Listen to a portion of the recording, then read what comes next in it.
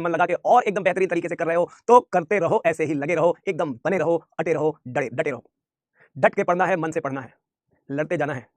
बस अब बहुत करीब है आपका एग्जाम, मतलब जिस एग्जाम की तैयारी आप कर रहे थे वो बहुत ही करीब आ चुका है। मंजिल अब ज्यादा दूर नहीं है आपकी। इस मंजिल को पाने के लिए आपने बहुत मेहनत की है, पीछे से करते आ रहे हो, और भी बस कुछ समय पेशेंस बना के रखना है, कुछ टाइम का आपका पेशेंस है उसको बना के रखो, और बस ऐसे ही पढ़ते रहो। दिन हो या रात हो, अभी आप दिन और रात मत देखो, समय मत देखो, बस पढ़ते रहो, पढ़ते रहो, पढ़ते रहो। हाँ, ये और बात है, अभी आप कहोगे कि सर दिन रात ना देखें, समय ना देखें, तो आपकी क्लास कैसे देखें? तो क्लास की टाइमिंग याद रखो, बाकी और किसी टाइम के लिए पढ़ने के लिए ये मत समय देखो कि अभी दिन हुआ है, अभी रात हुई है, अभी रिलैक्स करना है, अभी संडे है, अभी मंडे है, कुछ मत देखो, बस पढ़ते रहो। यही जो इनपुट आप दोगे, यही जो आप आज करोगे, आगे आने वाले समय में ये दिन आपके काम आएंगे, ये मेहनत आपके काम आएगी, ये एक्स्ट्रा एफर्ट जो आप लगाओगे ये आपके काम आएगा। जो भी एक्स्ट्रा एफर्ट आप लगाओगे अपनी पढ़ाई से रिलेटेड, वो सारे इफेक्ट, सारे एफर्ट्स आपके काम आएंगे, आपके रिजल्ट को और बेहतर से बेहतरीन बनाएंगे। बस कुछ दिनों की बात है, पेशेंस लगा करके, पेशेंस के साथ मन लगा के पढ़ते रहेंगे। ठीक है जी। शुरुआत करनी है आज एक नए चैप्टर की। ये नया चैप्टर जो है ये बहुत सारी चीजें अगर हम देखें तो ये हमें बहुत सारी चीजें सिखाता है, हमारी लाइफ को, ये लाइफ से रिलेटेड है, ये रिलेट करता है ये लाइफ से। तो ये जो चैप्टर, ये केवल चैप्टर नहीं है। अगर केवल चैप्टर देखें तो 2 सवाल नीट में आ सकते हैं ज्यादा से ज्यादा, रेयरेस्ट ऑफ द रेयर कभी 3 सवाल आया होगा, बट यूजुअली यहाँ पे 1 सवाल, 2 सवाल या 3 सवाल, मैक्सिमम टू मैक्सिमम। तो 1 से 3 सवाल की लड़ाई है यहाँ पे, बहुत ज्यादा लोड नहीं है यहाँ पे, बहुत ही सिंपल तरीके से पढ़ना है, कुछ बातों का ध्यान रखना है। बाकी एनसीईआरटी में कुछ पॉइंट्स लिखे हुए उनको मैं उनको हाईलाइट करके आपको उनकी हेडलाइंस बता दूंगा, हाईलाइट करके आपको उनकी हेडलाइंस बता दूंगा।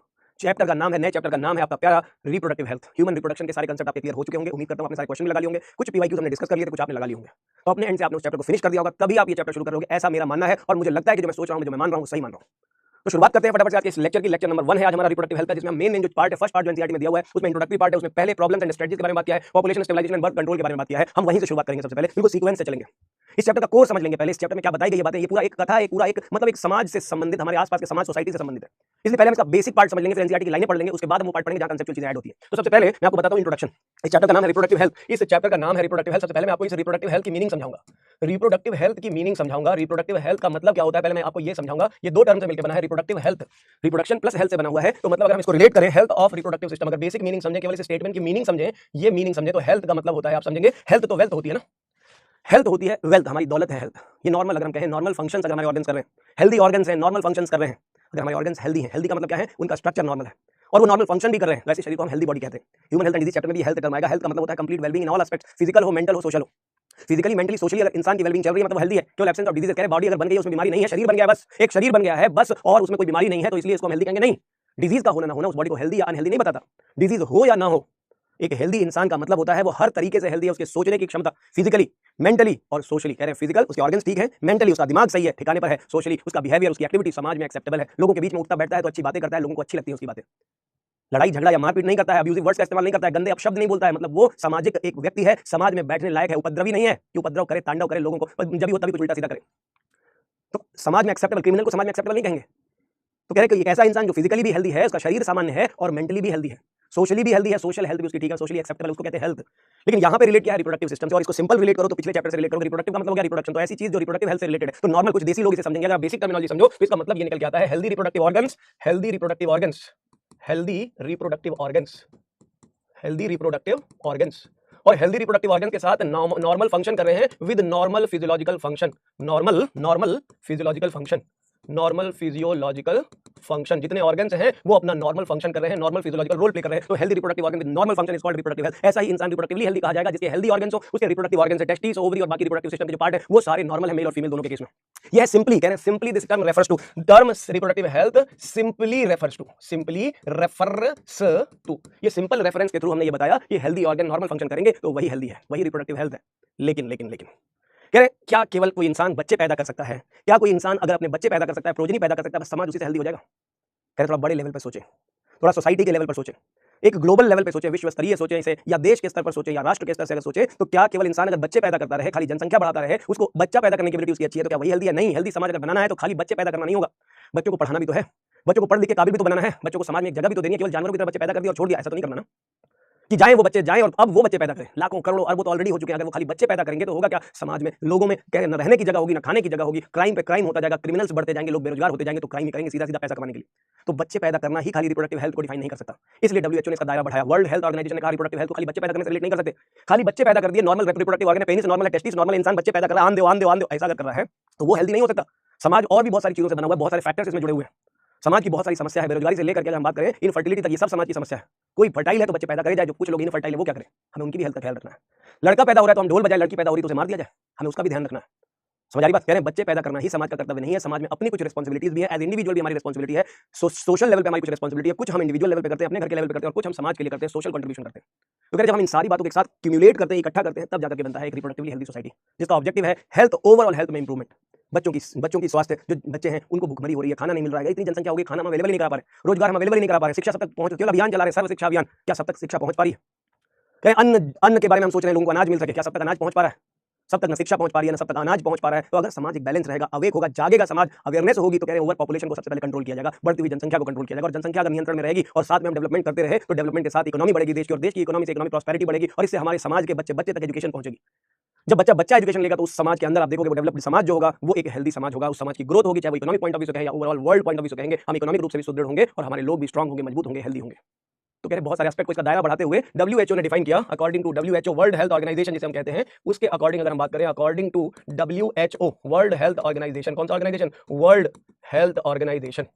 वर्ल्ड हेल्थ ऑर्गेनाइजेशन के पॉइंट ऑफ व्यू से अगर हम बात करें, वर्ल्ड हेल्थ ऑर्गेनाइजेशन WHO के अकॉर्डिंग अगर हम देखें, संयुक्त राष्ट्र संघ ने जो बनाया है ये WHO वर्ल्ड हेल्थ ऑर्गेनाइजेशन, ये जो world health organisation, according to this world health organisation, reproductive health can be defined as reproductive, कह रहे इसने इसका दायरा बढ़ाया, कहा रिप्रोडक्टिव हेल्थ जो होता है, reproductive health can be defined, कैसे डिफाइन किया जा सकता है? Reproductive health can be defined as the physical, कह रहे यहां पे इन्होंने ऐड किया, कह रहे अब इन्होंने ऐड किया पी यूज किया, ई यूज किया, ई यूज किया, एस यूज किया, ए यूज किया एंड बी यूज किया।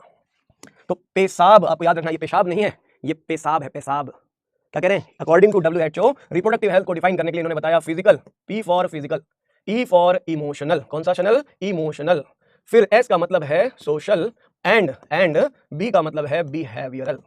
इन्होंने कहा WHO ने कि इसको थोड़ा और दायरा बढ़ाना पड़ेगा, खाली बच्चे पैदा करने से ही रिप्रोडक्टिव हेल्थ, समाज हेल्दी नहीं होगा, पूरे समाज को अगर हेल्दी रखना है तो इसके लिए हमें ध्यान रखना होगा फिजिकल, कह रहे हैं ऑर्गन हेल्दी होंगे, एक कह रहे ये पहला फैक्टर हो सकता है, फिजिकल फैक्टर हो सकता है, उसके अलावा कह रहे हैं इमोशनल वेलबींग भी होनी चाहिए, इमोशनल वेलबींग भी होनी चाहिए, सोशल वेलबींग भी होनी चाहिए, एंड बिहेवियरल वेलबींग भी होनी चाहिए। तो कह रहे जब कभी किसी इंसान के लिए हम रिप्रोडक्टिव हेल्थ की, किसी समाज के लिए रिप्रोडक्टिव हेल्थ की बात करते हैं तो इसका मतलब होता है total wellbeing in all aspects, total wellbeing in, total wellbeing, कह रहे total wellbeing of a person, total wellbeing of a person with respect to the physical, emotional, social and behavioural aspects of reproduction, aspects of reproduction के aspect में कह रहे हैं जब physical, emotional, social wellbeing की बात करेंगे रिप्रोडक्शन के लिए, और इन रिप्रोडक्शन रिलेटेड एरियाज, केवल रिप्रोडक्शन में ही नहीं, रिप्रोडक्शन रिलेटेड एरियाज की बात की जाएगी, तो इनमें रिलेटेड एरियाज भी इंक्लूड किए जाएंगे, तब जाकर के रिप्रोडक्टिवली हेल्दी सोसाइटी का निर्माण होगा। तो क्या काम ने कहा? WHO ने कहा physical, emotional, social and behavioural wellbeing को इन्वॉल्व करो। फिजिकल का मतलब हेल्दी ऑर्गन हो, इमोशनल का मतलब इंसान के इमोशंस का भी ख्याल रखा जाता हो, किसी फीमेल के पेट में पल रहा बच्चा केवल इसलिए ना मार दिया जाए कि वो लड़की है, गर्ल चाइल्ड है, फीमेल फीटिसाइड का इस्तेमाल इसलिए किया जा रहा है क्योंकि बच्चे का सेक्स पता कर लिया, कह रहे साइंस एंड टेक्नोलॉजी का इस्तेमाल गलत तरीके से या गलत चीज में ना किया जाए, वो इमोशनल एक्सेप्टेबल हो, सोशली एक्सेप्टेबल हो, समाज में एक्सेप्टेबल हो, ऐसे काम किया जाए जो समाज के भलाई के लिए हो, और बिहेवियरली भी स्ट्रांग हो लोगों के अंदर। फिजिकल, मेंटल और सोशल वेलबींग जब रिप्रोडक्शन के एरिया में आ जाएगी और उसके रिलेटेड एस्पेक्ट्स में आ जाएगी तो इसी को हम कहेंगे कंप्लीट रिप्रोडक्टिवली हेल्दी सोसाइटी। तो इस रिप्रोडक्टिवली हेल्दी सोसाइटी को बनाने के लिए बहुत सारे उपाय करने होंगे, बहुत सारी चीजें करनी होंगी। एजुकेशन एक बहुत बड़ा फैक्टर है, जो एजुकेशन है वो लोगों तक पहुंचाई जाए, अवेयरनेस फैलाई जाए। मतलब इस रिप्रोडक्टिव हेल्थ का पर्पस क्या हो सकता है? लोगों में अवेयरनेस आए, लोगों में नॉलेज हो, हर पार्ट, हर एरिया की, हर चीज की, हर आउटकमिंग्स की, गलत सही की उनको जानकारी हो। रिप्रोडक्टिव हेल्थ का जो रिलेशन है वो हर किसी से, आपके एज ग्रुप से भी है, आपके एज ग्रुप से भी है, जिस एज ग्रुप से आप बिलोंग करते हो इसमें भी रिप्रोडक्टिव हेल्थ जुड़ी हुई है। कैसे? आप जिस एज में हो उसे कहते हैं एडोलेसेंट फेज। बहुत सारे बच्चे ऐसे होंगे जो टीन एज में होंगे, बहुत सारे ऐसे बच्चे होंगे जो 16 साल, 17 साल, 18 साल, 19 साल, 20 साल के होंगे। ये वो फेज है जब रिप्रोडक्टिव सिस्टम डेवलप हो रहा होता है, मेंटल, मानसिक रूप से बच्चे में बदलाव आ रहा होता है, साइकोलॉजिकल चेंजेस आ रहे होते हैं, फिजियोलॉजिकल चेंजेस आ रहे होते हैं, लड़के और लड़की के शरीर में बहुत सारे चेंजेस हो रहे होते हैं। हार्मोन्स का चेंज होना अपने आप में ही बहुत बड़ा चेंज है। तो क्या ऐसी चीजों में बहुत सारी मिथ्स होती हैं, लोग बहुत सारे मिथ्स को जानते हैं, इंटरनेट और ये वो इधर की चीजें देखते हैं, इधर की चीजों में अपना टाइम वेस्ट करते हैं, बर्बाद करते हैं, उन्हें पता नहीं होता कि किस चीज का इस्तेमाल कब और किस तरीके से करना है। तो इस वजह से इस चैप्टर की इंपॉर्टेंस और बढ़ जाती है। एसटीडी के बारे में लोगों को जानकारी नहीं होती है, सेक्सुअली ट्रांसमिटेड डिजीजेस के बारे में नहीं जानते लोग। सेक्सुअली ट्रांसमिट होने वाली बीमारियों में कुछ ऐसी बीमारियां भी हैं जो केवल सेक्स करने से ट्रांसफर होती हैं, रिप्रोडक्टिव सिस्टम के कांटेक्ट से ट्रांसफर होती हैं, और कुछ ऐसी बीमारियां जो हैं तो एसटीडी लेकिन वो दूसरे तरीके से भी ट्रांसफर होती है, मदर से बच्चे में भी जा सकती है, या फिर बॉडी फ्लूइड के ट्रांसफर से भी हो सकती है, या सिरिंजेस या नीडल्स के इस्तेमाल से हो सकती है, कंटामिनेशन से हो सकती है। तो इन सारी चीजों की जानकारी लिंक्ड है इस टॉपिक से, रिप्रोडक्टिव हेल्थ से। बहुत सारी प्रॉब्लम है रिप्रोडक्शन के एरिया में, सबसे बड़ी प्रॉब्लम जो बिगेस्ट प्रॉब्लम है उसके बारे में बात होगी। अगला जो टॉपिक इसमें होगा उसके बारे में हम डिस्कस करेंगे, प्रॉब्लम्स एंड स्ट्रेटजी। ये बेसिक डेफिनेशन है रिप्रोडक्टिव हेल्थ की, मतलब हम क्या पढ़ने वाले हैं ये उसके बारे में बताया जा रहा है कि रिप्रोडक्टिव हेल्थ का सिंपल मीनिंग है healthy reproductive organs, normal physiological function. लेकिन WHO ने कहा नहीं, इसको थोड़ा और बड़ा करते हैं, और इसको डिटेल में करते हैं, लोगों तक और इसको पहुंचाया जाए, इसका मेन गोल समझाया जाए। एनसीईआरटी में जो लाइनें लिखी हैं वो देखते हैं फटाफट से। एनसीईआरटी के पहले पार्ट में आप देखोगे जो इंट्रोडक्टरी पार्ट दिया है, कहा है this term simply refers to healthy reproductive organs with normal physiological functions. Simple meaning तो यही है, रिप्रोडक्टिव हेल्थ मतलब रिप्रोडक्शन की हेल्थ। कह रहे नहीं, आगे देखो, कह रहे however it has a broader perspective and includes emotional and social aspects also. इसमें इमोशनल और सोशल चीजों को भी जोड़ दिया। कह रहा केवल एक बंद कमरे के अंदर लड़के लड़की में सेक्स हुआ और उनके बच्चे पैदा होने के लिए यही नहीं है, इससे बाहर निकलो, कमरे से बाहर निकल के देखो, एक बड़ा समाज है, एक सोसाइटी है, हम एक समाज में रहते हैं, ह्यूमन एक सामाजिक प्राणी है, सोशल ऑर्गेनिज्म है, तो उसको सोशली भी ऐसी चीजें करनी होंगी, ऐसे काम करने होंगे जो एक्सेप्ट किया जा सके। समझना होगा इन चीजों को। आगे according to world health organisation WHO कहते हैं, इसका हेडक्वार्टर जिनेवा में लोकेटेड है। कह रहे हैं ये क्या कहता है, कह रहे reproductive health means total wellbeing in all aspects of reproduction, reproduction के हर एस्पेक्ट को देखा जाए, कह रहे फिजिकल हो, इमोशनल हो, बिहेवियरल हो, सोशल हो, पेशाब की बात करी हमने, कह रहे सब कुछ होना चाहिए।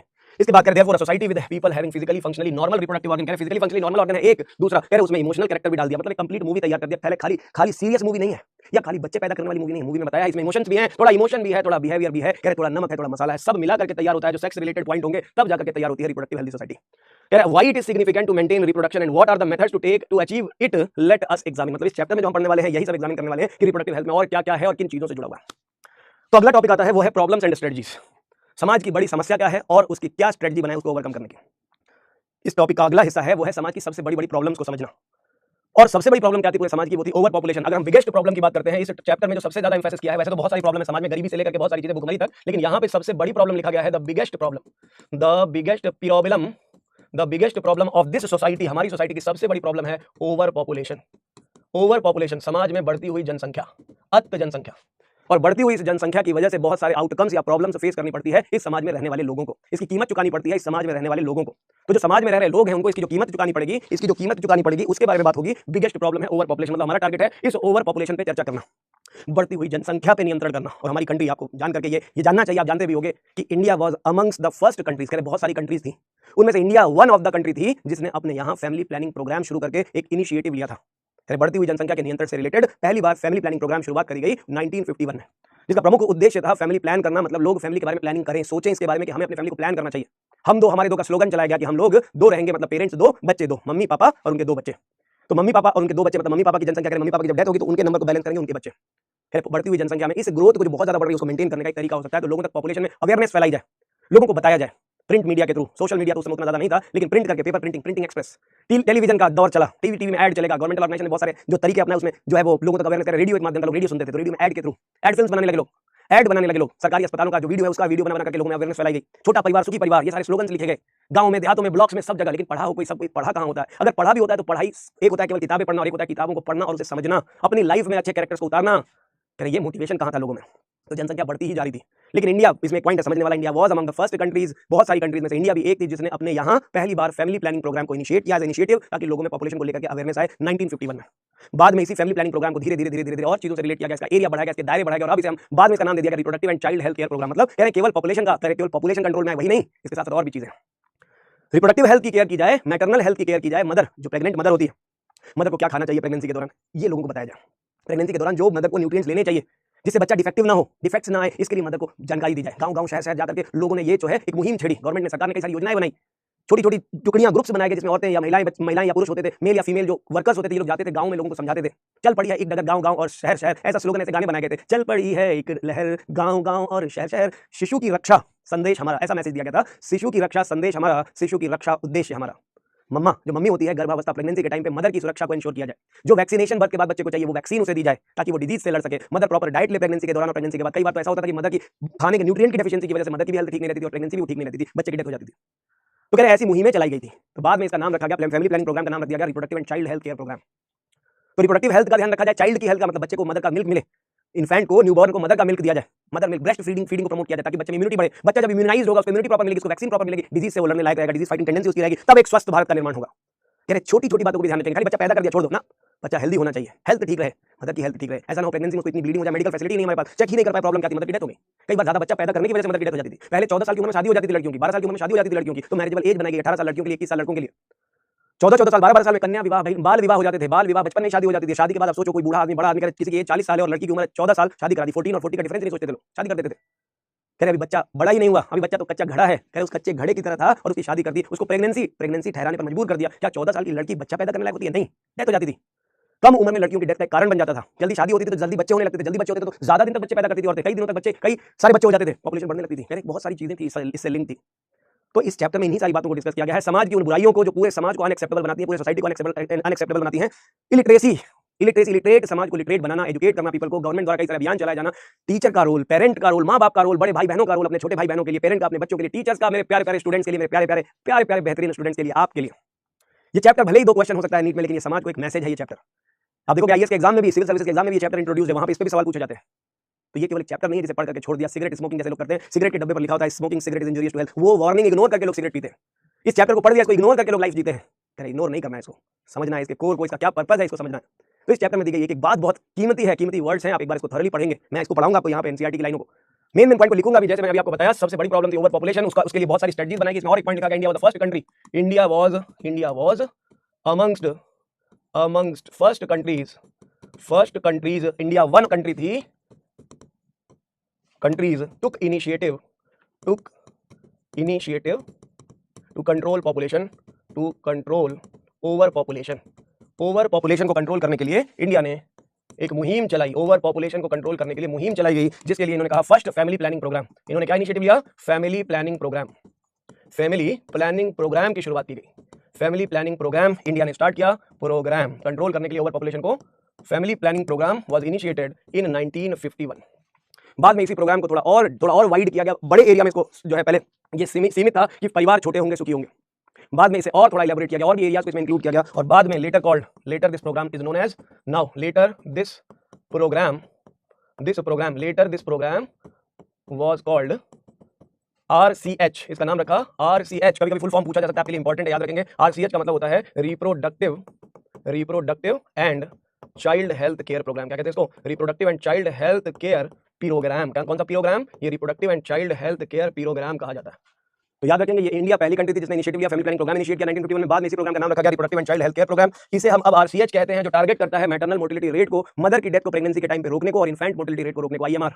मतलब ये हर क्षेत्र में काम कर रहा है, मदर की सुरक्षा और बच्चे की सुरक्षा, इन दोनों को इंश्योर करता है। करें इन्हीं बातों को हमें समझना है, इस चैप्टर का मेन उद्देश्य।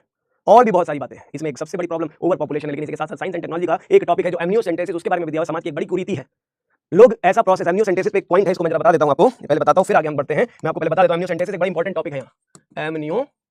एमनियोसेंटेसिस, ये जो एमनियोसेंटेसिस है इसको समझें। एमनियोसेंटेसिस जो होता है ये दो टर्म से मिलकर बना है, एक होता है amniocentesis. Amniocentesis, centesis का मतलब होता है withdrawal of fluid by puncture, withdrawal of fluid by puncture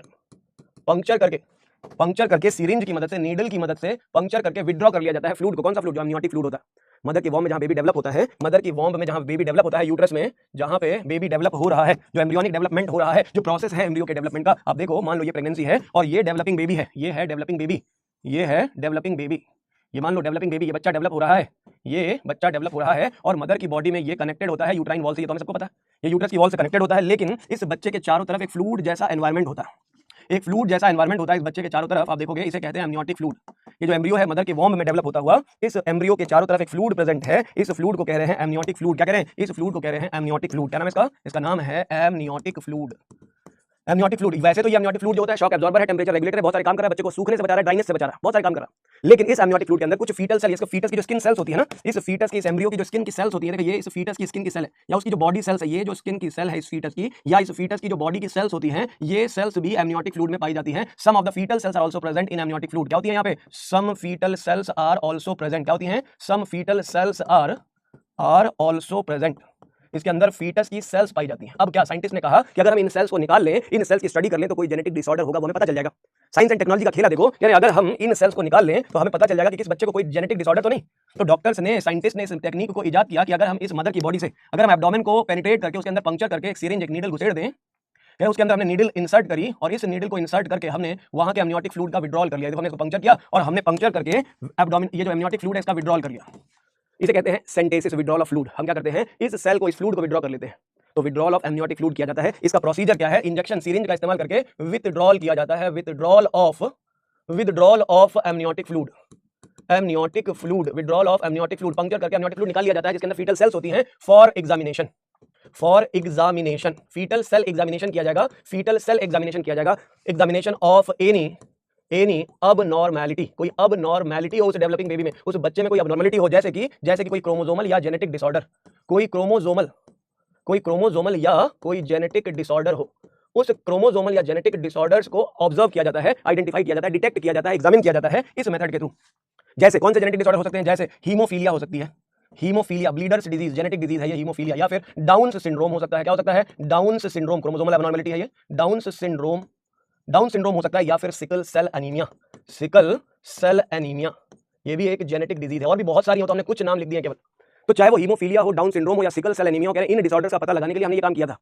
किसी बच्चे के अंदर ये डिसऑर्डर अगर है तो इसके बर्थ के बाद भी डिफेक्टिव रहेगा और हो सकता है इसकी डेथ भी हो जाए। कई सारे जेनेटिक डिसऑर्डर ऐसे होते हैं जिसमें बच्चा जो होता है वो चाइल्डहुड में उसकी डेथ हो जाती है। तो ऐसे बच्चे को जन्म करा के ही क्या फायदा। इसे डिटेक्ट करने के लिए डॉक्टर्स क्या करते हैं, ये एग्जामिनेशन करवाते हैं। इसके लिए हमें सफिशिएंट अमाउंट में अमनियोटिक फ्लूइड, कम से कम 10 से 30 ml 10 to 30 ml फ्लूइड निकालना पड़ता है।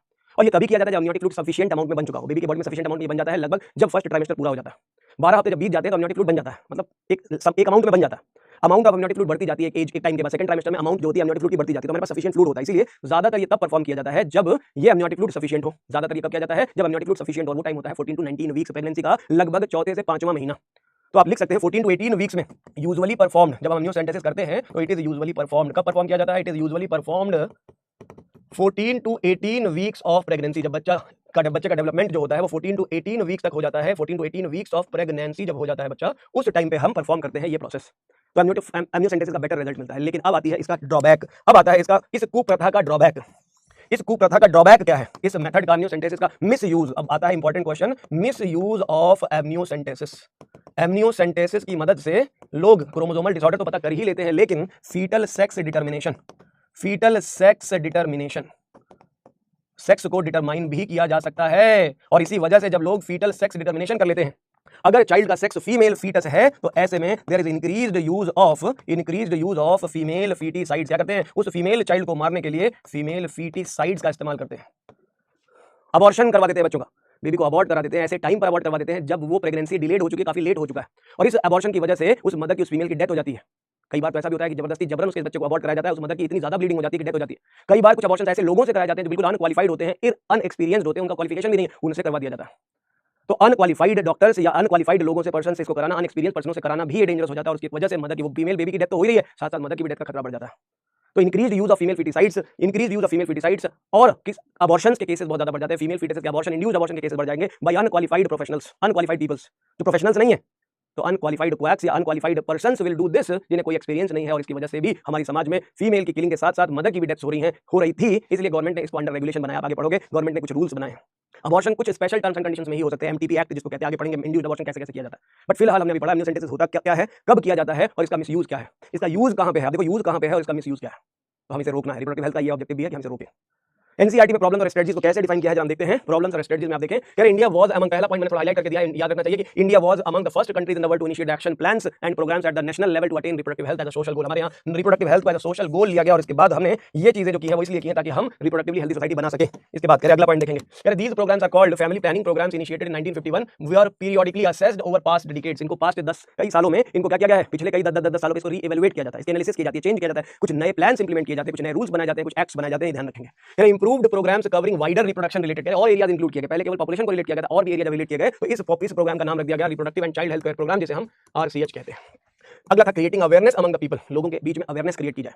जागरूकता, अवेयरनेस का मतलब जागरूक बनाएंगे हम लोगों को। क्या करेंगे, ये हम लोगों को जागरूक करेंगे, जागरूकता फैलाई जाएगी, जागरूकता फैलाई जाएगी लोगों में, लोगों को अवेयर किया जाएगा, जागरूक किया जाएगा। उन लोगों को पता होगा रिप्रोडक्शन रिलेटेड एस्पेक्ट्स के बारे में, उन्हें प्रॉपर नॉलेज और फैसिलिटी दी जाएगी, सपोर्ट दिया जाएगा ताकि समाज रिप्रोडक्टिवली हेल्दी हो सके। ये इसका टारगेट है।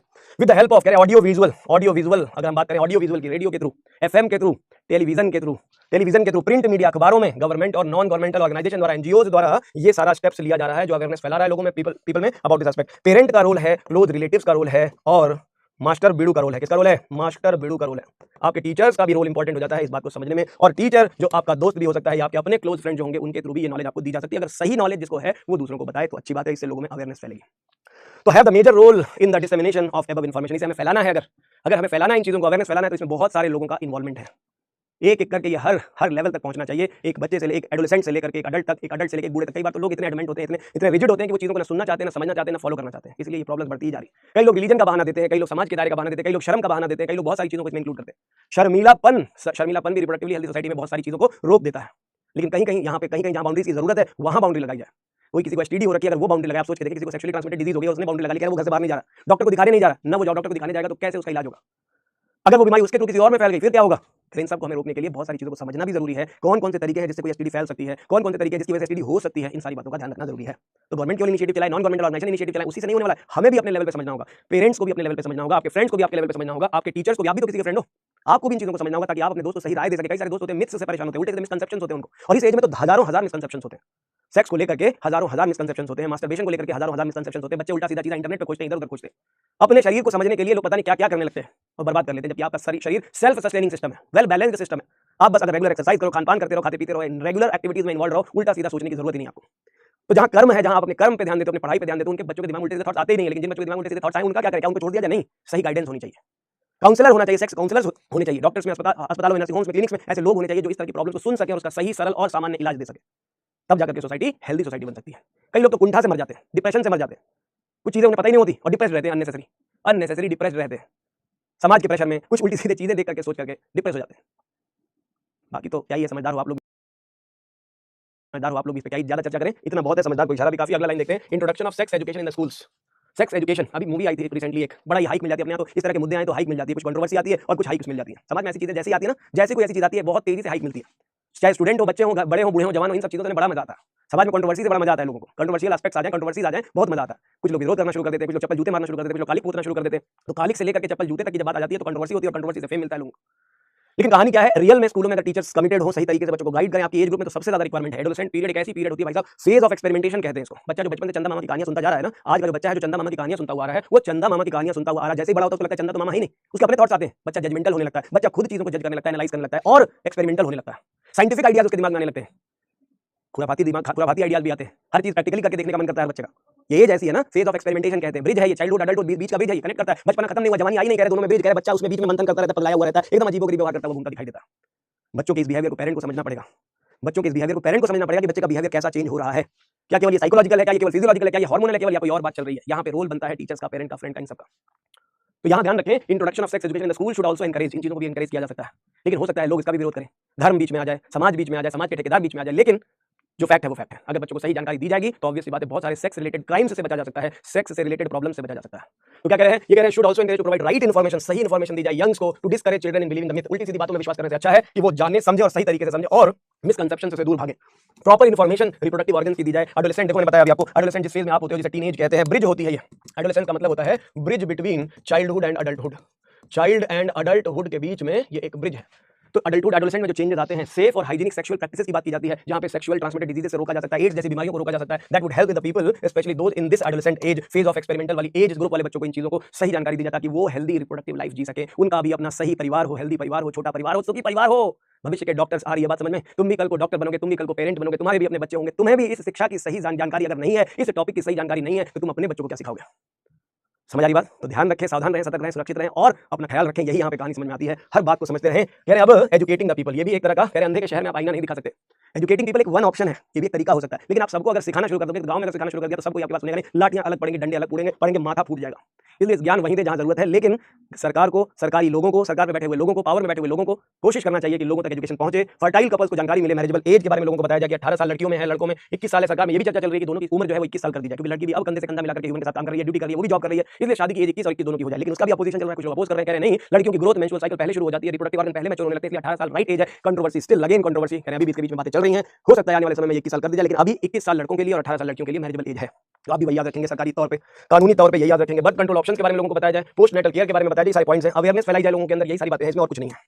Successful implementation of various action plans to attain reproductive health require strong infrastructural facility, professional expertise, material support, मतलब डॉक्टर होने चाहिए, फैसिलिटी होनी चाहिए, मशीनें होनी चाहिए, ऐसी डिटेक्टिंग डिवाइसेस होनी चाहिए जो हमारे पास बीमारियों को पहचानने, डिटेक्ट करने के लिए हो, इंफ्रास्ट्रक्चरल फैसिलिटीज, ऐसे हेल्थ सेंटर्स या कैंप्स होने चाहिए जहां लोग जाकर अपनी प्रॉब्लम का सॉल्यूशन पा सके, बिना हेजिटेशन के लोगों के बीच में जा सके, डॉक्टर्स होने चाहिए, प्रोफेशनल्स होने चाहिए, सारी बातें हैं, बहुत ही सिंपल, कुछ ज्यादा इस पे फोकस करने की जरूरत नहीं है। आगे आ जाता है और भी point, these are essential to provide medical assistance, care to people, pregnancy, delivery, STD, इन सब के बारे में जानकारी फैलाए। स्टैट चिचड़ी बैन, ये देखिए अब आ गया वो टॉपिक जो हमने डिस्कस किया था, रिलेटेड टू एमनियोसेंटेसिस, ये मोस्ट इंपोर्टेंट, इस टॉपिक को जरूर ध्यान रखें। कह रहे एमनियोसेंटेसिस जैसी चीजों को कानूनी तौर पे बैन किया जाना चाहिए। स्टैट्यूटरी का मतलब होता है कानूनी तौर पर, इसे लीगल किया, इसे बैन किया जाना चाहिए कानूनी तौर पे, लॉफुल मैनर में किया जाना चाहिए, लॉफुल मैनर में किया जाना चाहिए, या इस पे पूरी तरह से वैधानिक, इस पे पूरी तरह से बंदी लगा देनी चाहिए। जो अनक्वालिफाइड लोग कर रहे हैं जो चीजें, वो चीजें बंद हो जानी चाहिए। अननेसेसरली जो फीमेल फीटस को मार दिया जा रहा है उस पे बैन करना चाहिए। तो ये चीज आप ध्यान रखेंगे। Some programmes that merit mention in connection amniocentesis, in amniocentesis some of the amniotic fluid is taken, developing foetus से निकाला जाता है, to analyse the foetal cell, dissolve substances को निकाला जाता है, फीटल सेल को निकाला जाता है, to use the certain disorder, कोई जेनेटिक डिसऑर्डर है उसको डिटेक्ट करने के लिए। जैसे कि फॉर एग्जांपल एनसीईआरटी में जो दिए हैं, डाउन सिंड्रोम है, D, haemophilia H, sickle cell anaemia S, DHS आप याद कर लेंगे, ये 3 जेनेटिक डिसऑर्डर यहाँ पे दिए हुए हैं।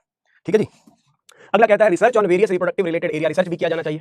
इसके अलावा क्या कह रहे हैं, रिसर्च हुआ तो हमारे यहाँ डॉक्टर्स ने खोजा, रहे हमारे यहाँ डॉक्टर्स ने निकाल लिया, लखनऊ के डॉक्टर CDRI के लोग, इन्होंने एक ड्रग बनाई जिसका नाम है सहेली। सहेली के बारे में हम आगे पढ़ेंगे। ये जो सहेली है सबकी सहेली है, सच्ची सहेली है, ये एक पहेली है। कह रहे हैं ये सहेली एक पहेली है, ये सबकी सहेली सच्ची सहेली जो पहेली है ये क्या करती है, ये ओरल कॉन्ट्रासेप्टिव है। क्या है? ओरल कॉन्ट्रासेप्टिव है। आगे पढ़ेंगे इसके बारे में। कॉन्ट्रासेप्टिव का मतलब होता है बच्चा पैदा करने से रोकने वाली। कह रहे हैं ये कॉन्ट्रासेप्टिव है जो कि ओरली ली जाती है। बर्थ कंट्रोल का एक तरीका है जो सेफ है, इसका साइड इफेक्ट भी नहीं है या बहुत कम है। स्टेरॉइड नहीं डाला गया, नॉन स्टेरॉइड है। कौन बनाया है? CDRI। ये दो पॉइंट अभी आप पढ़ेंगे। CDRI मतलब सेंट्रल ड्रग रिसर्च इंस्टीट्यूट के डॉक्टर्स ने बनाया, जो डॉक्टर्स लखनऊ के डॉक्टर्स है। फंक्शन क्या है इसका, किस तरीके से काम करती है, आगे हम इसके बारे में पढ़ेंगे। अभी जल्दबाजी करने की बिल्कुल जरूरत नहीं है। उसके बाद कह रहे हैं कि इन सब चीजों को कंक्लूड करते हैं। लास्ट में कह रहे हैं हमारे पास क्या होना चाहिए, बेटर अवेयरनेस होनी चाहिए, increase number of medical assisted delivery होनी चाहिए, पोस्ट नेटल केयर होनी चाहिए, number of couples with small family होनी चाहिए, better detection cure of STD होना चाहिए, ओवर इंक्रीज मेडिकल फैसिलिटी। कह रहे हैं over increase medical facility in all sex related problems indicate the improved reproductively healthy society. कह रहे ये सारी बातें एनसीईआरटी ने दी हुई है इंट्रोडक्टरी पार्ट में, प्रॉब्लम्स एंड स्ट्रेटजीज में। पहले एनसीईआरटी के जो मेन पार्ट है मैंने आपको बता दिया, एमनियोसेंटेसिस याद करना है आपको याद क्या करना है मैंने आपको बताया। ये देखें, आपको याद करना है रिप्रोडक्टिव हेल्थ की डेफिनेशन एक, दूसरा एनसीईआरटी का डेटा एक रीडिंग कर लेंगे आप लोग। ये सेकंड पार्ट आप याद कर लेंगे कि ये जो RCH और फैमिली प्लानिंग प्रोग्राम कब इनिशिएट किया गया था, और एमनियोसेंटेसिस का प्रोसेस और पर्पस क्या है, मिस यूज क्या है, ये पूरा एमनियोसेंटेसिस पे लिखे। तो ये हमने एक्स्ट्रा पढ़ लिया है, बाकी एनसीईआरटी की लाइनें डिस्कस कर ली। अब हम जिस टॉपिक पे चलने जा रहे हैं वो टॉपिक है एक्चुअल आज के डिस्कशन का मुद्दा, और यहाँ पे क्वेश्चन आते हैं साइंटिफिक और कंसेप्ट बेस्ड।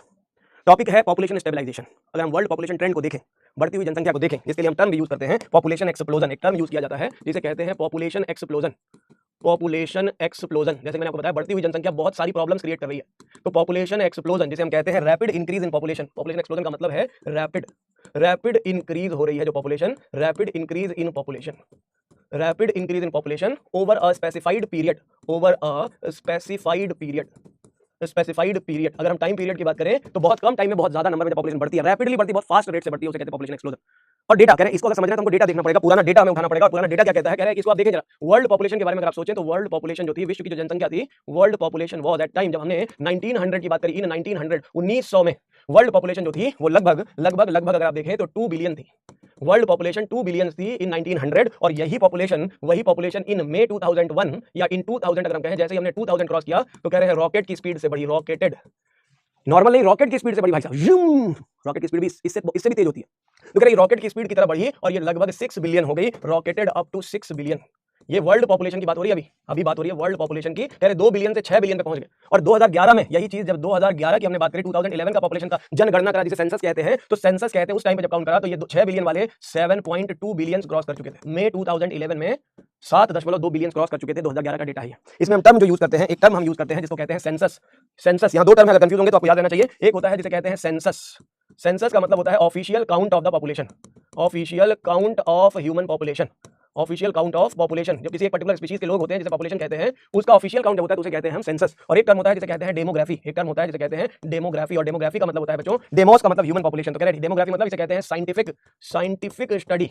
जब हम ह्यूमन पॉपुलेशन की साइंटिफिक स्टडी करते हैं ऑफ ह्यूमन पॉपुलेशन, जब ह्यूमन की पॉपुलेशन पे हम साइंटिफिक स्टडी करते हैं, उनका जन्म, उनका बर्थ डेथ रेट की बात करें, जनगणना ही नहीं, इसमें सब कुछ इंक्लूड होता है। माइग्रेशन कितने लोग हुए, कितने लोग मर गए, कितने लोग भाग गए जगह छोड़ करके, कह रहे हैं उन सबको हम जब साइंटिफिकली पढ़ते हैं, एज सेक्स रेशो देखते हैं, कौन कौन से फैक्टर उनकी एज पे, उनके बच्चे पैदा करने की एबिलिटी पे अफेक्ट डाल रहे हैं, सब कुछ आता है डेमोग्राफी के अंदर। जब हम केवल ऑफिशियली काउंट करते हैं तो उसे कहते हैं सेंसस। दोनों में फर्क है।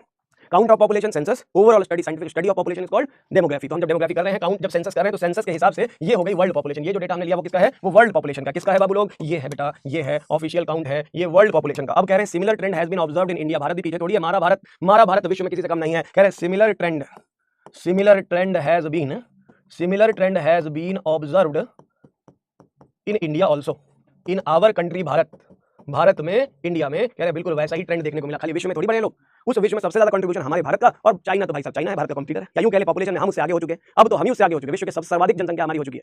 तो हमारे भारतवासियों जय हिंद, कम से कम यहाँ तो हम सबसे आगे हैं, यहाँ तो हम सबसे आगे हैं। जय हिंद। एवरी 6th इंडिविजुअल, 2000 की बात बताऊं, पहले लिखते हैं डेटा, पहले देखते हैं डेटा। देखो कह रहे हैं जब इंडिपेंडेंस की बात आती है, आजादी का असली नाम हमने समझा था, आजादी का असली मतलब हमने समझा था, कब समझा था, देखें, at the time of independence, at the time of independence.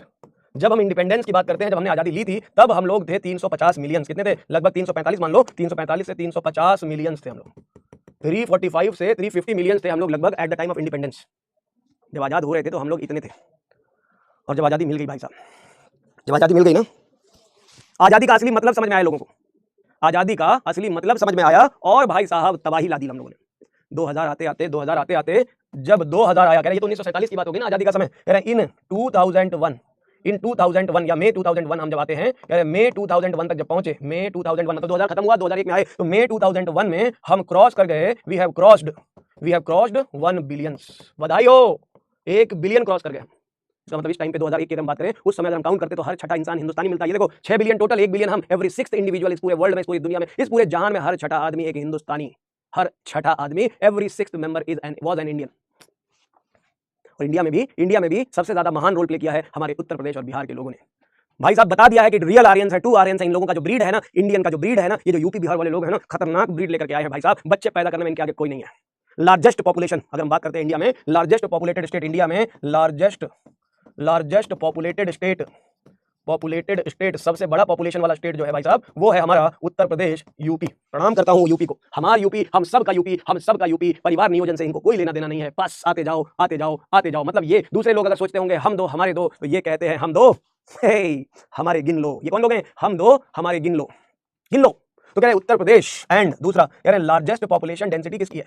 Largest population density किसकी है? पॉपुलेशन डेंसिटी ही किसकी है? ये है बिहार, हमार बिहार। कह रहे पॉपुलेशन डेंसिटी किसकी सबसे ज्यादा है? पॉपुलेशन डेंसिटी का मतलब number of individuals in unit area. कह रहे छोटे से जगह में सबसे ज्यादा लोग किसके पास है? यहाँ पे बिहार में छोटी जगह में ज्यादा लोग, यूपी में बड़ी जगह है और खूब सारे लोग हैं, सबसे बड़ा नंबर है यहाँ का। तो ये है पॉपुलेशन का ट्रेंड वर्ल्ड वाइड, बढ़ती ही जा रही है, बढ़ती ही जा रही है। गाड़ी बुला रही है, चलती जा रही है, और जनसंख्या बुला रही है, बढ़ती ही जा रही है।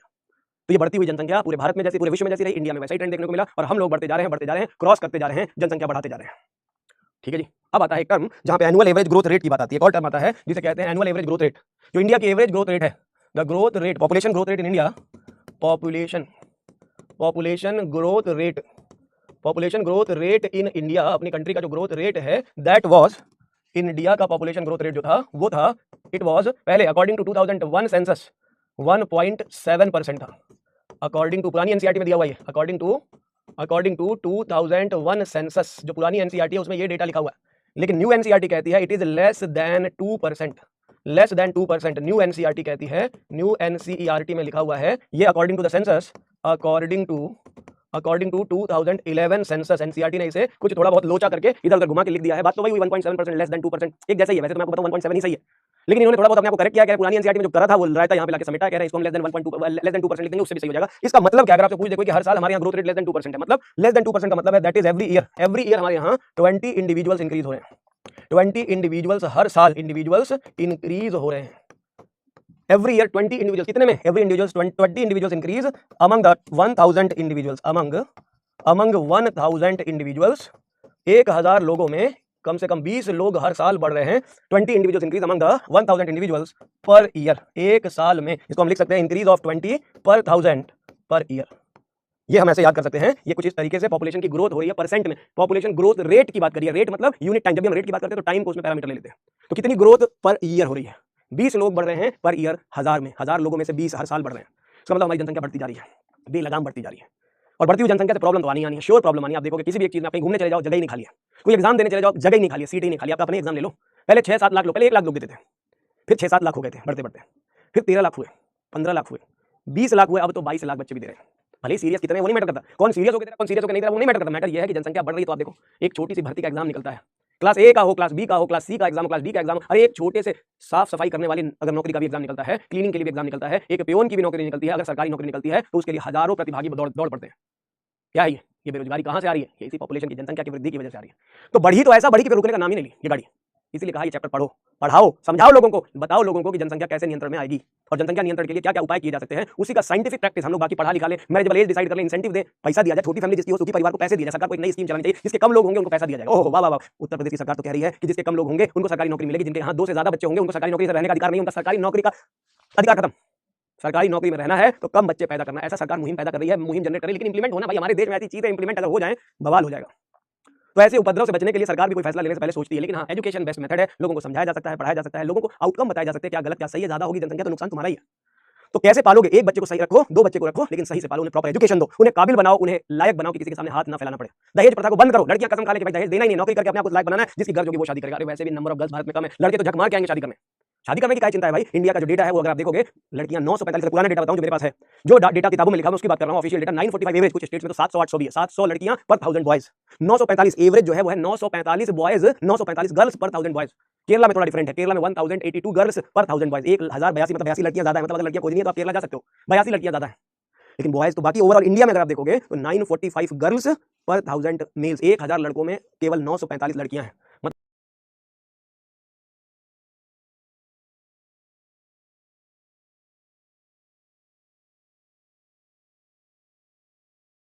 मैं भिखारी थोड़ी यार, किसी से पैसे ले रहा हूँ मैं किसी से पैसे लूँ, किसी की लड़की मेरे घर में अपना पूरा परिवार छोड़ करके आ रही है, किसी की लड़की मेरे घर पूरा परिवार छोड़ करके आ रही है और मैं उसके घर वालों से पैसे ले रहा हूँ, उसको रखने का किराया ले रहा हूँ उससे, फिर क्या है कि वाइफ है भाई, फिर कैसी जानू, फिर कैसी बाबू, फिर कैसी सोना है, फिर तो पैसे से लेकर के तुम तो बिक गए ना, तुम तो बिके हो ना, पैसे देकर के आई हो भाई साहब, किराए देकर के आ रही हो आपके घर में, मतलब कि पढ़ लिख के ईमानदार ऑफिसर बनना है, डॉक्टर बनना है, आईएएस बनना है, आईपीएस बनना है, नेता बनना है, पॉलिटिशियन बनना है, प्रधानमंत्री बनना है, राष्ट्रपति बनना है, अपने इंडिया में तो सबका एग्जाम्पल है भाई, तो इतना काबिल बन जाए कि क्या ही दहेज देंगे, नहीं देंगे दहेज, जिसको गर्ज है शादी करें, नहीं गर्ज है अपने रास्ते, काबिल, यही काबिलियत है यहाँ पे, यही रोल है मेरे जैसे टीचर का आपकी लाइफ में, अपने अंदर एक सेल्फ रेस्पेक्ट की भावना डेवलप करें, बॉयज हो या गर्ल्स, दहेज लेंगे नहीं बॉयज हैं, दहेज देंगे नहीं गर्ल्स हैं, ये सेल्फ रेस्पेक्ट होनी चाहिए, एक डेडिकेशन होना चाहिए अपने अंदर, नहीं हम अपने आप को इस काबिल बनाएंगे, एक सामान जो भी खरीदूंगा मैं अपनी मेहनत अपनी ताकत से खरीदूंगा, अपनी मेहनत का पैसा खर्च करूंगा भाई।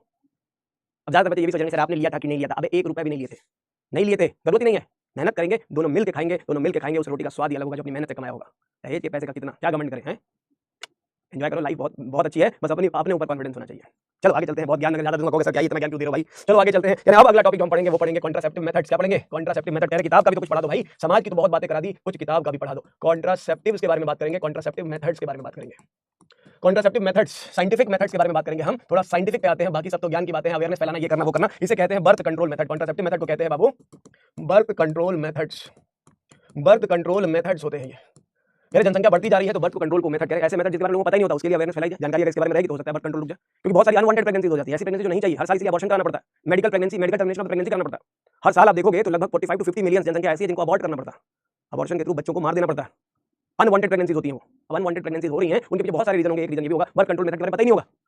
तो कह अगर हम बर्थ कंट्रोल मेथड की बात करें तो लोगों को अवेयरनेस होनी चाहिए, बर्थ कंट्रोल मेथड होते क्या है, ये ऐसे मेथड जिन्हें कॉन्ट्रासेप्टिव्स कहा जाता है, जो बर्थ को कंट्रोल करते हैं, हम नहीं चाह रहे बर्थ तो नहीं चाहेंगे, नहीं प्रोड्यूस करेंगे बेबी, ऐसा तो क्या होते हैं ये कॉन्ट्रासेप्टिव मेथड्स। अगर क्वेश्चन पूछा जाए किसी आइडियल कॉन्ट्रासेप्टिव का क्या फीचर होना चाहिए, आइडियल कॉन्ट्रासेप्टिव या बर्थ कंट्रोल मेथड में क्या होना चाहिए, तो आइडियल कॉन्ट्रासेप्टिव बिल्कुल बढ़िया होना चाहिए, है ना, बिल्कुल बढ़िया होना चाहिए, मार्केट में आसानी से उपलब्ध हो, खरीदते समय हेजिटेशन ना हो। कॉन्ट्रासेप्टिव्स कोई आइडियल कॉन्ट्रासेप्टिव जो होना चाहिए वो कैसा होना चाहिए, इजीली अवेलेबल होना चाहिए, सबसे पहली चीज इजीली अवेलेबल होना चाहिए, यूजर फ्रेंडली होना चाहिए, क्या होना चाहिए, यूजर फ्रेंडली होना चाहिए, फ्रेंडली होना चाहिए, यूजर फ्रेंडली, इजीली अवेलेबल होना चाहिए, इजी टू यूज होना चाहिए, यूजर फ्रेंडली होना चाहिए, और हाईली इफेक्टिव होना चाहिए against contraception, very effective, against नहीं for, highly effective, very effective, very effective, very effective for contraception, contraception के लिए बहुत ज्यादा इफेक्टिव होना चाहिए, वेरी इफेक्टिव फॉर कॉन्ट्रासेप्शन होना चाहिए, और रिवर्सिबल होना चाहिए, कैसा होना चाहिए, रिवर्सिबल होना चाहिए, should not interfere, it should not interfere, should not interfere with, should not interfere with, किससे कह रहे हैं, विद द लिबिडो,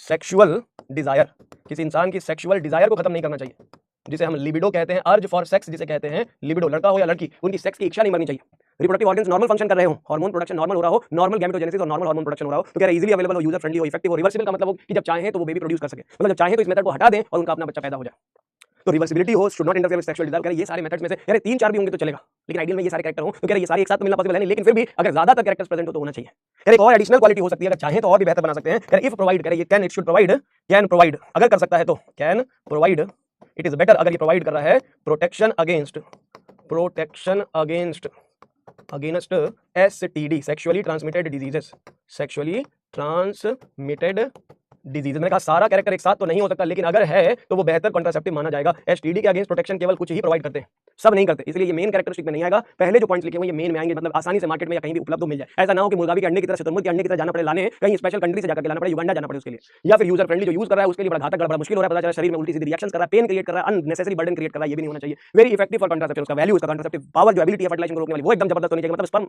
जाए ना फर्टिलाइज करने, एकदम ताकतवर होना चाहिए भाई साहब। और रिवर्सिबिलिटी मतलब जिंदगी में जब चाहे भाई, अभी नहीं बच्चे चाहिए, 2 साल 3 साल तक शादी हुई तुरंत बच्चे ना हो, गैप चाहिए, 1 साल शादी हुआ 2 साल हुआ, 2 साल का गैप चाहिए, इफेक्टिव है, 3 साल का गैप चाहिए, इफेक्टिव है, लेकिन जब उसे छोड़े 3 साल बाद, जब उसे बॉडी से हटाया जाए, जब उसका यूज बंद किया जाए, ऐसा ना हो कि परमानेंट डिसेबल हो जाए, पता चला टेस्टिस निकाल के बाहर कर दिया, ओवरी निकाल के बाहर कर दिया, ओवरी निकाल दिया बाहर, कह रहे कॉन्ट्रासेप्शन करना था, काहे ओवरी निकलवाई बे, काहे टेस्टिस निकलवाई बे, तो सीधा कह रहे कि हमने टेस्टिस इसलिए निकलवाई, हमें कॉन्ट्रासेप्शन करना था, सर ने क्लास में पढ़ाया था, बट सर ने टेस्टिस निकालने के लिए थोड़ी बोला था, टेस्टिस निकालोगे तो लिबिडो ही खत्म हो जाएगा, सेक्सुअल डिजायर खत्म हो जाएगा, हार्मोन ही खत्म हो जाएंगे, उसका क्या ही रिवर्सिबल, किसी और का टेस्टिस थोड़ी ट्रांसप्लांट कराओगे फिर, तो इसलिए ध्यान रखेंगे ऐसी चीजें होंगी जो रिवर्सिबल होंगी तो और बेटर है कि जब चाहे तो बेबी प्रोड्यूस कर सके, अपना बच्चा है ही नहीं और परमानेंटली खत्म कर दिया, इरिवर्सिबल करा लिया, बंद, सब खत्म, नहीं चाहिए बच्चा, तो खत्म है तो खत्म, एंजॉय। दूसरा कह रहे हैं ये शुड नॉट इंटरफियर, ये भी होना चाहिए, मतलब उसकी अपनी अंदर की इच्छा नहीं मरनी चाहिए, इच्छाओं को नहीं मारना चाहिए, पता चला ऐसा मेथड यूज किया जिसने इच्छा ही खत्म कर दी, जीवन का सारा इच्छा खत्म हो चुका, अब कुछ बचा ही नहीं, ये भी ठीक नहीं है ना, खतरनाक है ये। तो ये सारे आइडियल कॉन्ट्रासेप्टिव्स के तरीके होते हैं। अगर हम बात करें इन तरीकों में जो हमें पढ़ना है डिटेल में, पूरा का पूरा कॉन्ट्रासेप्टिव मेथड्स की मैं आपसे बात करूं, डिटेल में कंसेप्चुअल है ये, तो हम इसको डिटेल में पढ़ेंगे। कॉन्ट्रासेप्टिव मेथड जो हमारे होंगे, बर्थ कंट्रोल मेथड्स, इसको हम पूरा कंसेप्चुअल पढ़ेंगे। ह्यूमन रिप्रोडक्शन का पूरा यहीं पे अप्लाई होगा कंसेप्ट। अगर आपने ह्यूमन रिप्रोडक्शन को याद है कि हमने पढ़ा था सेक्सुअल रिप्रोडक्शन जो होता है उसमें गैमेटोजेनेसिस होती है, फिर ट्रांसफर ऑफ गैमेट होता है, फिर फर्टिलाइजेशन होता है, मतलब अलग अलग स्टेप्स पे आप रोक सकते हो। जैसे आप मान के चलो, जैसे हमने पढ़ा था कि इधर गैमेटोजेनेसिस हुई, गैमेटोजेनेसिस होने दें, दोनों बना रहे हैं अपना अपना गैमेट। फिर उसके बाद होता है गैमेट ट्रांसफर, इंसेमिनेशन। उसके बाद होता है फर्टिलाइजेशन। क्या होता है? फर्टिलाइजेशन होता है फ्यूजन ऑफ गैमेट होता है।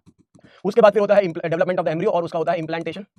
फिर प्रेगनेंसी होती है, बेबी की बर्थ होती है, मतलब उसके बाद गेस्टेशन पीरियड शुरू हो जाती है, प्रेगनेंसी इसको कहते हैं। और फिर पार्चुरेशन होता है। क्या होता है? पार्चुरेशन। तो आप देखो ये है रिप्रोडक्शन का प्रोसेस, सेक्सुअल रिप्रोडक्शन, मतलब यहाँ आकर के चाइल्ड की बर्थ होती है। हम इसके पहले अप्लाई कर दें ऐसा खेल, यानी ऐसा मेथड यूज करें जिसके पहले अप्लाई कर दिया जाए। जैसे अगर हम गैमेट ट्रांसफर को रोक दें, अगर इसको स्टॉप कर दें, अगर हम इसी स्टेप को स्टॉप कर दें तो बाकी का स्टेप अपने आप रुक जाएगा। मान लो हम इसको नहीं रोक पाए, जब हमने गैमेट ट्रांसफर नहीं रोका तो अब क्या होगा? फिर फर्टिलाइजेशन हो सकता है। गैमेट ट्रांसफर हो गया तो फर्टिलाइजेशन को भी हम रोक सकते हैं। कुछ ऐसे तरीके भी खोजे गए कि अगर गैमेट ट्रांसफर भी हो जाए तो फर्टिलाइजेशन रुक सकती है, फर्टिलाइजेशन हो जाए तो इंप्लांटेशन भी हो सकती है, प्रेगनेंसी भी हो सकती है। कह रहे हैं हम इसको भी रोक सकते हैं, इंप्लांटेशन को भी। मतलब हमारी कॉन्ट्रासेप्टिव जो टारगेट करेगी वो या तो यहाँ करेगी, वो या यहाँ करेगी, वो यहाँ करेगी।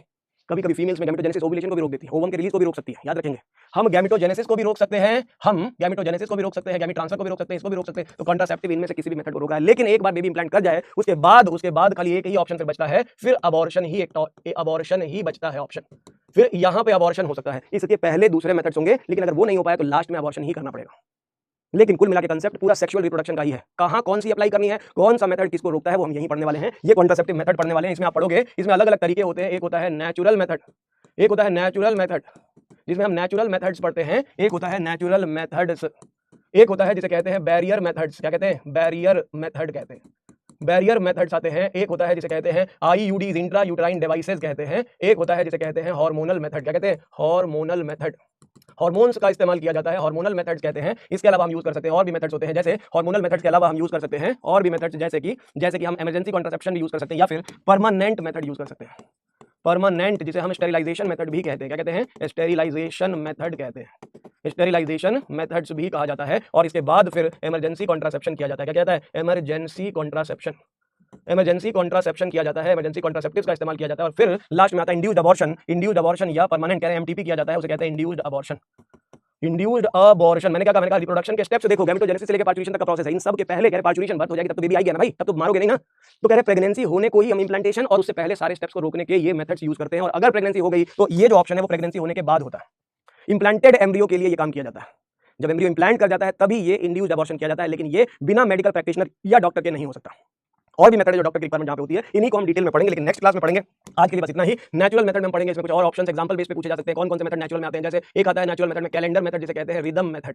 रिदम मेथड होता है, ये हम पढ़ेंगे डिटेल में। रिदम मेथड आता है एक आता है फीमेल की बॉडी में लैक्टेशनल अमेनोरिया, जिसे लैम कहते हैं। लैम एक आता है क्वाइटस इंटरप्टस, जिसे कहते हैं विथड्रॉल मेथड। क्या कहते हैं? विथड्रॉल मेथड कहते हैं। इन्हीं को हम डिटेल में पढ़ेंगे कि किसके पीछे कौन सा मैकेनिज्म। हम गैमेटोजेनेसिस को रोक रहे हैं, गैमेट ट्रांसफर को रोक रहे हैं, फर्टिलाइजेशन को कौन सा मेथड रोक रहे हैं, इनमें से वही मैकेनिज्म समझना है कि इस मेथड में क्या होता है, वही आप पढ़ोगे। बैरियर मेथड में आप पढ़ोगे यहाँ पे फिजिकल बैरियर होते हैं, फिजिकल बैरियर्स होते हैं या फिर केमिकल बैरियर्स होते हैं। बैरियर्स यहाँ यूज किए जाते हैं। आईयूडीज आप पढ़ोगे, यहाँ पे भी एग्जांपल्स क्वेश्चन में पूछे जा सकते हैं। कौन कौन से एग्जांपल आईयूडी के हैं, आप एग्जांपल बेस्ड है इसको बिल्कुल तैयार कर डालोगे। कौन सा एग्जांपल किसका आईयूडी में आप पढ़ते हो? एक लिपेज लूप जो नॉन मेडिकेटेड होता है, नॉन मेडिकेटेड होता है लिपेज लूप। इसके अलावा और भी होते हैं, जैसे कि आईयूडीज कॉपर रिलीजिंग होता है, कॉपर वाला होता है जिसे कॉपर टी कहते हैं, कॉपर रिलीजिंग, या फिर हार्मोन रिलीजिंग आईयूडी होती है। क्या होती है? हार्मोन रिलीजिंग होती है, hormone releasing IUD. Hormonal method पे आते हैं, यहाँ पे आप पढ़ोगे, यहाँ पे ओरल कॉन्ट्रासेप्टिव पिल्स आते हैं। क्या आते हैं? ओरल कॉन्ट्रासेप्टिव पिल्स आते हैं।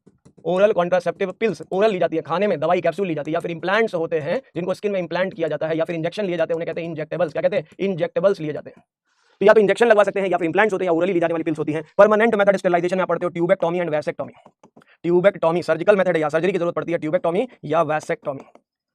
मेल और फीमेल्स में ट्यूबेक्टोमी फीमेल्स का है और वैसेक्टोमी मेल्स का है, इसको पढ़ेंगे हम लोग। बाकी इमरजेंसी कॉन्ट्रासेप्शन क्या है, ये सारी चीजें सारा कंसेप्ट बेस्ड है, ह्यूमन रिप्रोडक्शन का कंसेप्ट याद है, ये कहां अप्लाई किए जाते हैं, किस प्रोसेस को रोकने के लिए, इसको नेक्स्ट क्लास में पढ़ेंगे। आज के लिए बस इतना ही, बहुत पढ़ा दिया, बहुत ज्ञान दे दिया, अब जाने का समय हो चुका है। होमवर्क लेते जाएंगे, जाते जाते रीड करेंगे एनसीईआरटी, डेली का काम एनसीईआरटी पढ़ना है, क्लास नोट्स को रिवाइज करना है और डीपीपी करते रहना है। क्वेश्चन बहुत ही सिंपल 1 से 15 तक सॉल्व करेंगे डीपीपी, आज का यही होमवर्क है। तो आज की क्लास यही समाप्त करते हैं। थैंक यू सो मच, बहुत बहुत धन्यवाद आपका, आपने मन लगा के पढ़ा, मन लगा के बातें सुनी। कोशिश करेंगे हो सकेगा तो आप लोग अपने लाइफ में भी कुछ बातें उतार सकते हैं, तो जरूर उतारेंगे, नहीं तो जाने देंगे। चैप्टर नीट में 2 सवाल पूछे जा सकते हैं, उन सवाल को आप आंसर कर देंगे। पढ़ते रहे, मुस्कुराते रहें, दिल लगा के। Thank you so much, love you, tata bye bye, thank you.